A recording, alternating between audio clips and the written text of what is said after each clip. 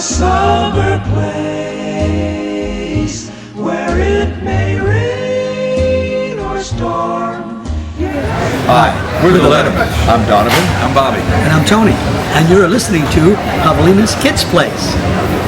Hey everyone, this is Pavlina from Pavlina's Kidz Place. I'm on location at the Volusia County Fair with Tony Butala, Donovan T, and Bobby Boynton. Hello. Hello. How are you guys doing? Doing great. Yes, nice to meet you. So I actually interviewed Tony a few years ago on the phone, but so like you told me that you have to love what you do. So what makes being a Letterman like really special? Well, a lot of it has to do with the history of the group because it's part of the history of music. Mm-hmm. The Letterman has survived all the different changes in the styles of music. From the styles of the 50s, the doo-wop, which is actually how the group started as a doo-wop group. And luckily, the DJ turned over the flip side of the first doo-wop song, and it was The Way You Look Tonight, and that kind of defined the group after that to be a love song group. So, but it's great to be a part of a group that is kind of a legend in the lore of music. Mm-hmm. So, what about you? We all have stories to tell you about that, of our impression. But I'm very proud to have been there from the beginning.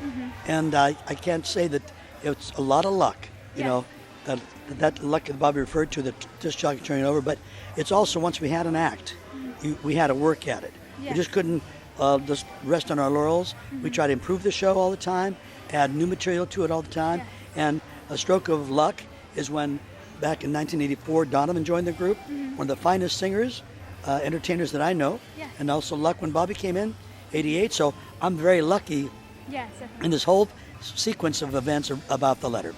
Yes, definitely. Well, we're all lucky, and you'll hear all three of us say that, but we do enjoy what we do. We enjoy the travel.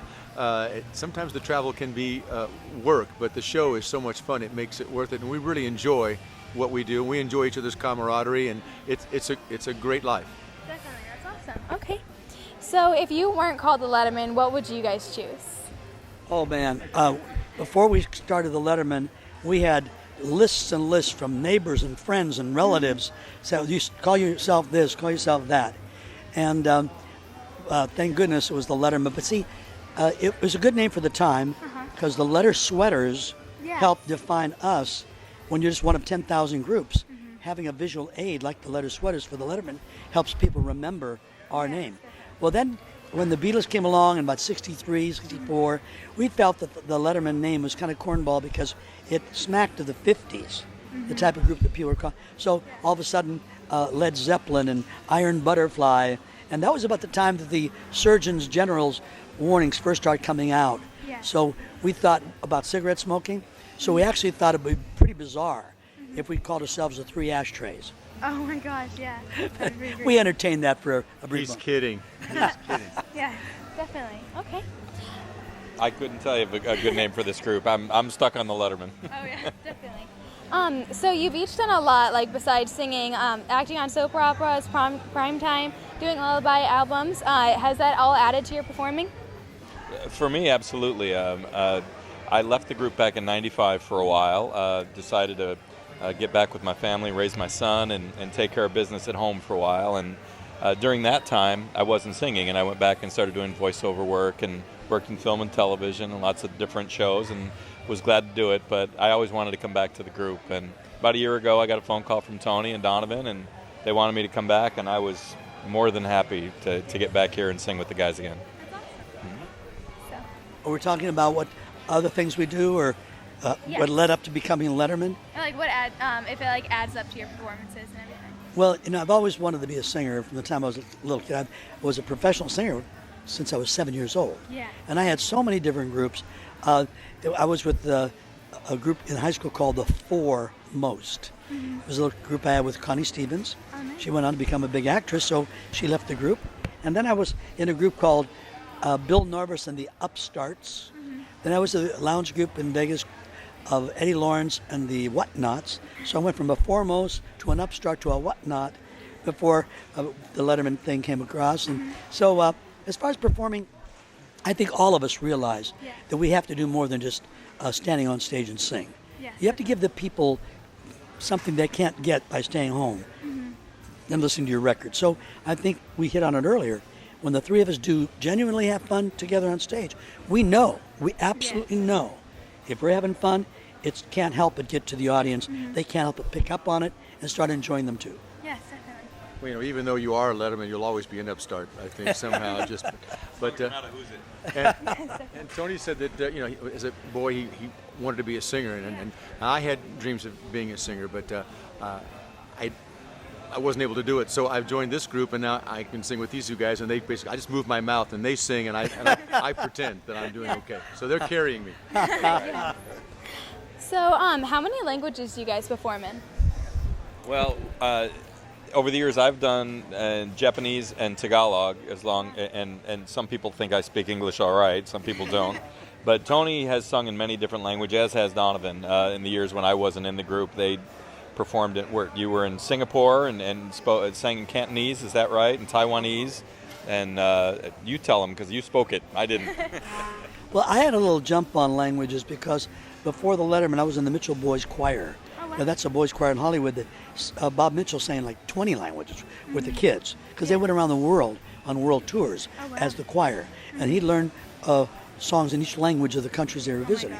So I kept that with the Letterman. We started being sold and played in Southeast Asia because our records were with Capitol Records, and that was a worldwide record company. So we got the idea that, hey, well, let's visit each new country. Let's show them we care enough about that country to take the time, effort, and energy and learn a song in the native language of the country we're going to visit. So far, we've sang about 17 languages. You know, Cantonese is one of them. We have one we're going to learn in Taiwanese because we're going to Bangkok again. And we're going to be we go to the Philippines every year, so we do a lot in Tagalog. But we've had 3 or 4 in Japanese. Of course, French, and German, and Italian, and Spanish, and Croatian, and Polish. So we like the challenge of it. I think it broadens your scope. It keeps you thinking and keeps you learning, keeps you young. And the people appreciate it. You know, when you start singing in the language, just like we would if they came to our country. And we do sing in many, many languages. And oftentimes it's on purpose, but not always. Yes, awesome. Okay. I got a new name for us. Let's change the name right now. Let's sing in every language on the world, and let's call us the Tongues. There we go. Very good. Yes, definitely. Nice. I like Or it. the Tower of Babel. Perfect. Nice. Well, Okay. we've been said to babble many times, so that might fit as well. Nice. Okay. So, do you guys have like a favorite singer that you would ever want to perform with? Probably individually. Yeah. Yes, I always wanted to sing with Andy Williams, and I will never have that opportunity. But I thought he was the consummate vocalist, and I will miss him. As far as a vocalist that we really, really appreciated was Vic Damone was one, and also there's a list of Tony Bennett. We got to sing with Tony Bennett. Oh yeah. Never sang with Vic Damone, but Mel Torme. Oh. Mel Torme is, I kind of, without knowing it, when I was a teenager, I was kind of emulating, because they called him the Velvet Fog. Oh yeah. And I have a kind of a breathy voice, so I couldn't use the Velvet Fog, so I was going around using the Velvet Smog. Nice. Okay. You know, I would say that a couple of my favorites have since passed away, Dan Fogelberg and Sinatra, but I think of the people that are performing today, I'd love to sing with John Mayer sometime. I think that would be awesome. And I'm not really a country singer. Donovan holds down the country part of our show, but I think singing with Blake Shelton would be a kick. And you know, Taylor would be awesome to sing with. You know, so anybody like that's current and happening today, and if they ever wanted to sing with us, I'm sure that we could make it work out. Yeah, definitely.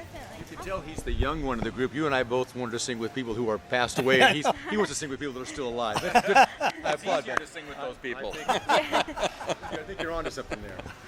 Awesome. Okay. So, what are your guys' upcoming plans and events? Well, it's signed to the degree, a certain degree. It's not on contract form, but we have a very good liaison with PBS. Oh, We've been nice. talking for quite a while to do a PBS special of the Lettermen. Okay. Not part of those doo-wop packages, but one just about the Letterman. So we hope that we get all the details out of the way by the first of the year, so then to move forward. So keep your fingers crossed for us. Yes, definitely. Because I we're will. hoping. And before that, we're gearing up for our Christmas tour.